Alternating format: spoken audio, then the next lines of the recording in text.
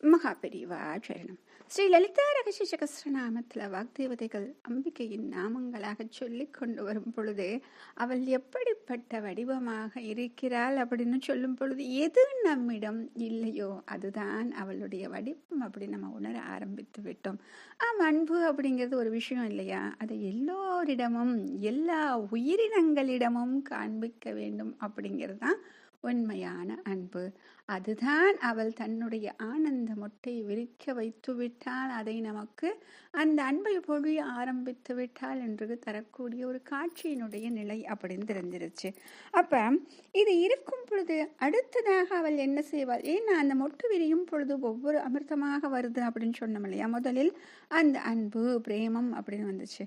அடுத்ததாக அவள் எப்படி செய்யக்கூடுகிறாள் என்றால், ஓம் பிரியங்கர்யை நமஹ, ஓம் பிரியங்கர்யை நமஹ.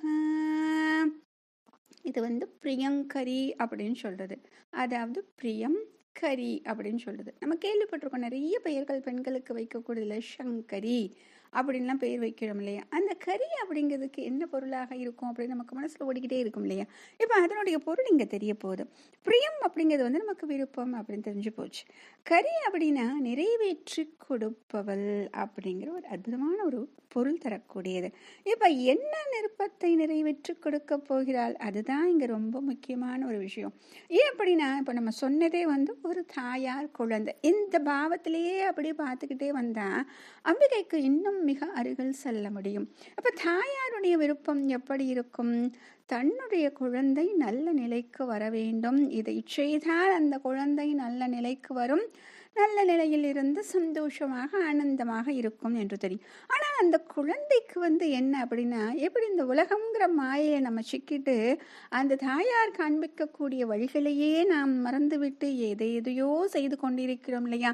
அப்படித்தான் இந்த குழந்தைக்கும் உலகத்தில் இருக்கக்கூடிய அந்த விஷயங்களில் ஒரு கவர்ச்சி ஏற்பட்டுவிடும், மாயையில் சிக்கிக் கொண்டு விடுகிறது.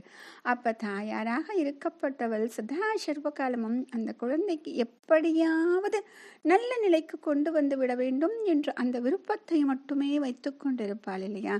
அதே மனபாவனையோடு பார்த்தால், அந்த மனநிலையில் பார்த்தால் இப்பொழுது அம்பிகையினுடைய விருப்பம் என்ன, நம்முடைய விருப்பம் என்ன அப்படின்னு தெரிஞ்சிடும்.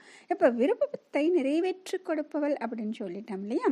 இந்த விருப்பத்தை நிறைவேற்றி கொடுப்பவள் அப்படின்னு சொல்லும் பொழுது இப்போ ஒரு பக்தனாக இருக்கக்கூடியவன் சதா சர்வகாலமும் அம்பாளை வேண்டிக் கொண்டே இருக்கிறான். அப்ப அம்பாளின் அனுகிரகத்தை வேண்டி நிற்கக்கூடிய ஒரு பக்தன் என்ன பண்றான்? அவளை பிரார்த்தனை செய்து செய்து புண்ணியத்தை என்ன செய்யறான்? சேமித்து வைத்து கொண்டே செல்கிறான். இப்ப இந்த புண்ணியம் சேர சேர என்ன ஆகும் அப்படின்னா, அம்பாள் அந்த பக்தனுக்கு நல்லது செய்யக்கூடிய எல்லாவற்றையும் பார்த்து பார்த்து எப்படி தாயாரை போல செய்து கொடுத்து கொண்டே வருகிறாள் அப்படின்னு சொல்றாங்க.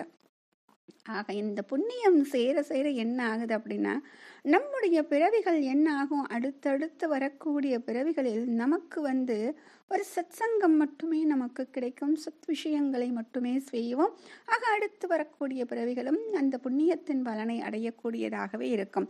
இப்ப இந்த விருப்பத்தில் என்ன ஆகும் அப்படின்னா, அம்பாளுடைய விருப்பமும் நிறைவேறிவிடும். அதற்கத்தான் ரெண்டு விஷயங்கள், பிரேயஸ் ஸ்ரேயஸ் அப்படின்னு சொல்றாங்க.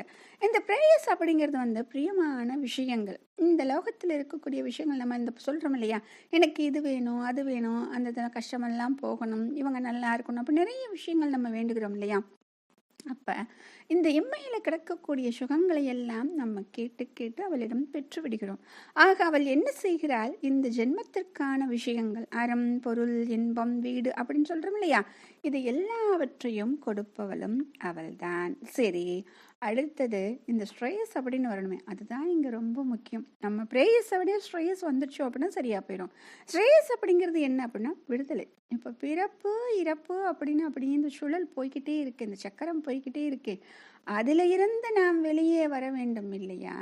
எப்படி தாயாரானவள் தன்னுடைய குழந்தை நல்ல நிலைக்கு வரணும்னு ஆசைப்படுற மாதிரிதான் அம்பிகை என்ன செய்கிறாள்? இந்த ஜீவன் எப்பொழுது இந்த முக்தி நிலையை அடையும், இந்த பிறப்பு இறப்பு சுழலில் இருந்து வெளியே வரும் என்று பார்த்து கொண்டே இருக்கிறாள். ஆக நமக்கு வாஸ்தவமாக எங்கே பிரியம் இருக்கணும் அப்படிங்கிற அந்த விஷயத்தை அவள் நமக்கு சொல்லிக் கொடுக்க ஆரம்பித்து விடுவாள், காண்பிக்க ஆரம்பித்து விடும். அந்த இடத்துல நமக்கு பிரியம் வர ஆரம்பித்து விடும். அதுதான் அம்பாளுடைய பிரியமாகவும் இருக்கிறது. தன்னுடைய குழந்தை நன்றாக இருக்க, முக்தி கிடைக்க, அவளுடைய பிரியமாக இருக்கக்கூடிய அவளுடைய ஸ்ரேயஸ் அப்படின்னு சொல்லக்கூடிய அந்த அனைத்தையும் அவளை நிறைவேற்றி வைக்கிறார். ஆக இப்ப 2 விருப்பம், ஒன்று நம்முடைய விருப்பம், இன்னொன்று நாம் நன்றாக இருக்க வேண்டும் என்று அவளுடைய விருப்பம். இதை 2ஐயும் ஒன்றாக சேர்த்து நிறைவேற்றி நமக்கு பேரானந்தத்தை கொடுப்பவளாக அம்பாள் இருக்கிறார். மகாபெரியவா சரணம்.